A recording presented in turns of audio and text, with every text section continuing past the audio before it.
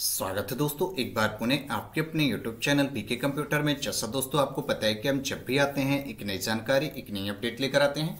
तो दोस्तों आज एक फिर नई जानकारी एक नई अपडेट के साथ आए हैं। तो दोस्तों आज हम बात करने वाले हैं मध्य प्रदेश लोक सेवा आयोग का जो खाद्य सुरक्षा अधिकारी जो कि फूड सेफ्टी ऑफिसर के पदों पर भर्ती होनी है, उसके संबंध में हम आज आपको जानकारी देने वाले हैं कि उसका जो ऑनलाइन फॉर्म है वो आपको कैसे फिल करना है, उसकी लास्ट डेट क्या है। तो सब कुछ आज इस वीडियो में आपको बतलाने वाले हैं, तो आप वीडियो में लास्ट तक बने रहिए। और अगर आप हमारे चैनल पे नए हैं तो चैनल को जरूर सब्सक्राइब कर दें, ताकि जो भी नई अपडेट हो, जो भी नई आने वाली वीडियो हो, उसकी अपडेट आपको मिलती रहे। तो चलिए शुरू करते हैं। तो दोस्तों सबसे पहले आपको गूगल क्रोम में mppsc.mp.gov.in की ऑफिशियल साइट को ओपन कर लेनी है। इस साइट का लिंक हम वीडियो के डिस्क्रिप्शन में दे देंगे, वहां पर भी जाकर के आप डायरेक्ट इस साइट पर आ सकते हैं। जैसे ही आप इस साइट पर आएंगे तो आप देखेंगे इस साइट का डैशबोर्ड कुछ इस प्रकार से शो होगा। आप यहाँ पर देखेंगे तो कई सारे ऑप्शंस देखने को मिल जाएंगे। आपको यहाँ पर एक अप्लाई ऑनलाइन का एक ऑप्शन दिख रहा है, आपको इस पर क्लिक कर देना है। इसके बाद आप नीचे आएंगे तो यहाँ पर देखेंगे जितने भी वैकेंसीज हैं, तो जितने भी रिक्वायरमेंट एडवर्टाइजमेंट हैं आपको यहाँ पर देखने को मिल जाएंगे।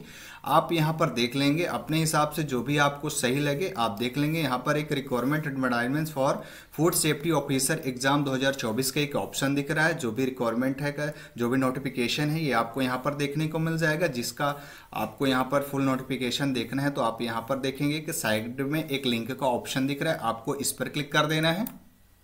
इसके बाद आप देखेंगे तो जितने भी वैकेंसी, जितने भी ऑनलाइन फॉर्म आपको यहाँ पर चल रहे हैं, जितने भी नोटिफिकेशन है, आपको यहाँ पर फुल नोटिफिकेशन डिटेल आपको देखने को मिल जाएगी। आप यहाँ पर चेक कर लेंगे। इसके बाद आप देखेंगे कि यहाँ पर बहुत सारी वैकेंसीज निकली हुई हैं MPPSC के थ्रू। तो आपको यहाँ पर जिस भी आपको वैकेंसी के लिए, जिस भी आपको पोस्ट के लिए आपको फॉर्म फिल करना है तो आप यहाँ पर देख लेंगे। हमें अभी सिर्फ देखना है जो आपका खाद्य सुरक्षा अधिकारी है, उसके लिए आपको फॉर्म भरना है। तो आप देख लेंगे खाद्य सुरक्षा अधिकारी परीक्षा 2024, ये यहाँ पर आपको ऑप्शन देखने को मिल जाएगा।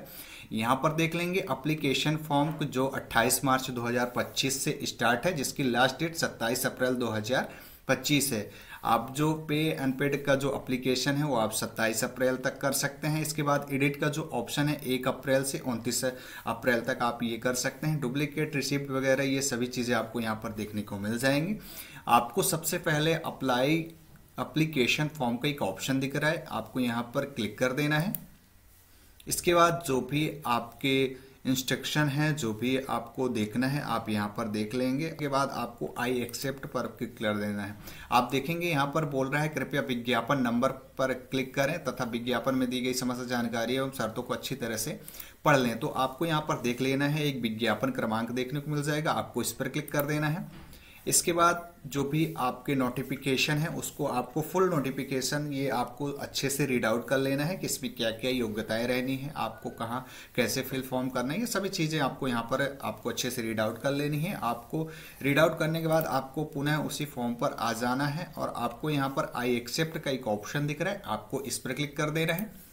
जैसे ही आप क्लिक करेंगे तो आप देखेंगे जो भी आपके खाद्य सुरक्षा अधिकारी भर्ती परीक्षा 2024 का जो ऑनलाइन फॉर्म है वो खुलकर सामने आ गया। आप देख लेंगे यहाँ पर पद का नाम आपको देखने को मिल जाएगा, खाद्य सुरक्षा अधिकारी। आप यहाँ से आप देख लेंगे आप स्नातक हैं या फिर स्नातकोत्तर हैं या फिर डॉक्टरेट की उपाधि रखे हैं, जो भी आपने सब्जेक्ट किया हुआ है उस हिसाब से आपको यहाँ पर सेलेक्ट कर लेना है।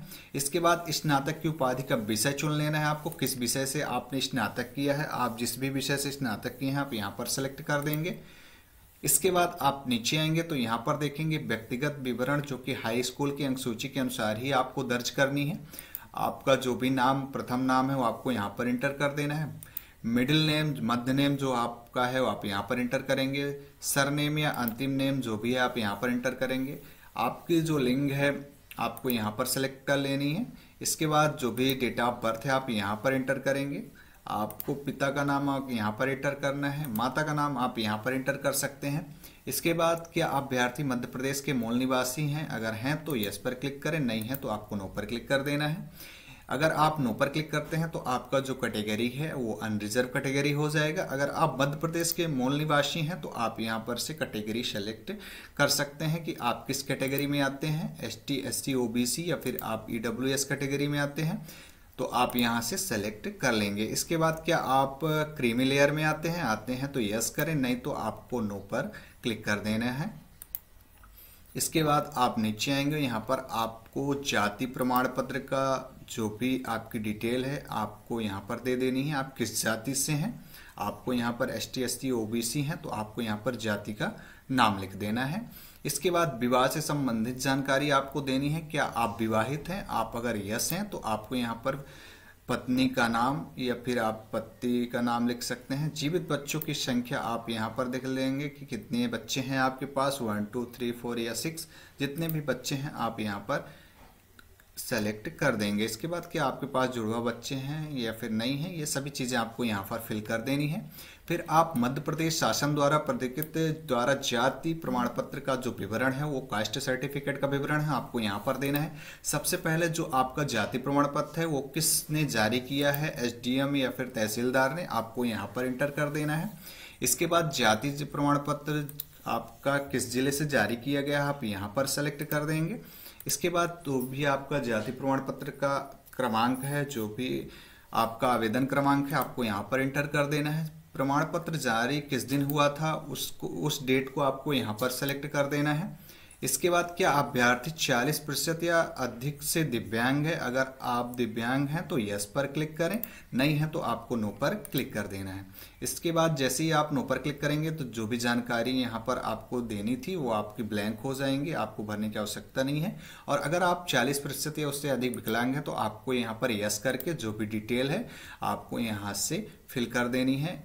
आप यहाँ से फिल करके आपको फिल देख लेना है। इसके बाद आप नीचे आएंगे तो यहाँ पर अन्य विवरण दिया हुआ है। क्या अभ्यर्थी कभी सेवा से पृथक किया गया है, अगर आप पृथक किए गए हैं तो आप यस पर करें, नहीं तो आपको नो पर क्लिक कर देना है। क्या कोई आपराधिक प्रकरण आपके पास है, आप नो पर क्लिक कर देंगे। चयनित विवर्जित अवधि में है तो आपको यहाँ पर नो पर क्लिक कर देना है। क्या मध्य प्रदेश स्वशासी संस्थाओं में सेवारत हैं, आप यस हैं तो आपको यहाँ पर डिटेल देनी है, और नहीं है तो आपको नो पर क्लिक कर देना है। इसके बाद आप देख लेंगे यहाँ पर अब आपको मध्य प्रदेश के रोजगार कार्यालय में जीवित पंजीयन का विवरण देना है। तो आप क्या आपके पास रोजगार कार्यालय में जीवित पंजीयन है, यस अगर है तो यस पर क्लिक करें, नहीं है तो आपको नो पर क्लिक कर देना है। आप ये बाद में डिटेल दे सकते हैं, तो आप यस पर क्लिक करें हमारे हिसाब से। तो आपको जो भी आपका जो रोजगार कार्यालय है वो कहाँ है आप यहाँ पर देख लेंगे। इसके बाद पंजीयन क्रमांक, जो भी रोजगार कार्यालय का जो पंजीयन क्रमांक है वो आपको यहाँ पर इंटर करने हैं। पंजीयन क्रमांक आपका किस दिन जारी किया गया था आप यहाँ पर इंटर कर देंगे। इसके बाद आप भूतपूर्व सैनिक का विवरण, अगर आप भूतपूर्व सैनिक हैं तो आप यस पर क्लिक करें, और नहीं है तो आपको नो पर क्लिक करके आगे बढ़ जाना है। आयु की सीमा प्रोत्साहन स्वरूप छूटों का विवरण यहाँ पर दिया गया है कि आपकी जो आयु है उसमें कितनी छूट मिलने वाली है। तो आप कोई भी छूट लेना चाहते हैं तो यस पर क्लिक करें, और अगर आप नहीं लेना चाहते हैं तो आपको नो पर क्लिक कर देना है। क्या आप विक्रम अवार्ड से सम्मानित हैं तो यस पर करें, नहीं तो आपको नो पर क्लिक कर देना है। इसके बाद जो भी आपकी शैक्षणिक डिटेल है, जो भी शैक्षणिक योग्यता का विवरण है वो आपको यहाँ पर देना है। सबसे पहले आपको जो 10th की डिटेल है, 10वीं हाई स्कूल की डिटेल है, आपने परीक्षा का नाम आपको यहाँ पर इंटर कर देना है। आपका जो ग्रेड है या फिर आपका डिवीज़न है आप यहाँ पर सेलेक्ट करेंगे। किस विषय से आपने 10वीं किया है आप यहाँ पर इंटर करेंगे। पूर्णांक आपको यहाँ पर इंटर कर देना है। आपने प्राप्तांक कितना पाया है वो आपको यहाँ पर इंटर कर देना है। प्रतिशत आपका ऑटोमेटिक यहाँ पर आ जाएगा। डिवीज़न आप यहाँ से सेलेक्ट कर लेंगे।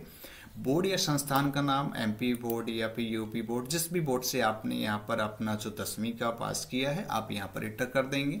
उत्तीर्ण वर्ष आपको यहाँ पर इंटर कर देना है। आपका जो अंक सूची में आपका जो रोल नंबर है, मार्कशीट में जो आपका रोल नंबर है आपको यहाँ पर इंटर कर देना है। इसके बाद आपको 10वीं के बाद ये आपको इंटर हायर सेकेंडरी की डिटेल मांग रहा है, आप यहाँ पर इंटर कर देंगे। इसके बाद ये भी आपको डिवीज़न या ग्रेड पे है, आप यहाँ से सेलेक्ट कर लेना है। विषय आपकी क्या क्या है वो आप यहाँ पर इंटर करेंगे। पूर्णांक आपको यहाँ पर इंटर कर देना है। प्राप्तांक आप यहाँ पर इंटर करेंगे। प्रतिशत ऑटोमेटिक आ जाएगा। डिवीज़न आप यहाँ से सेलेक्ट कर लेंगे। बोर्ड का नाम आपको यहाँ पर इंटर करना है, और जो भी आपका पासिंग ईयर है, उत्तीर्ण वर्ष आपको यहाँ पर इंटर कर लेना है। आपका जो भी रोल नंबर वगैरह है वो आपको यहाँ पर इंटर कर देना है। इसी तरह आपको स्नातक के आपने किस परीक्षा का नाम, बीए, बीएससी या फिर जो भी आपकी डिटेल है स्नातक की, आपको यहाँ पर इंटर कर देना है। डिवीज़न भी आपको यहाँ से सेलेक्ट कर लेना है। आप केमिस्ट्री किए हैं, यहाँ पर सब्जेक्ट आ जाएगा। पूर्णांक वगैरह आपको यहाँ पर इंटर करना है। प्राप्तांक आप यहाँ पर इंटर कर देंगे। प्रतिशत ऑटोमेटिक, और आप यहाँ से जो भी डिवीज़न है वो आप सेलेक्ट करेंगे। बोर्ड का नाम, आपने किस यूनिवर्सिटी से आपने ग्रेजुएशन या स्नातक किया है, आप यहाँ पर इंटर करेंगे। उत्तीर्ण वर्ष आपको यहाँ पर इंटर कर देना है। इसके बाद रोल नंबर जो भी आपके मार्कशीट की है वो आप यहाँ पर इंटर कर देंगे।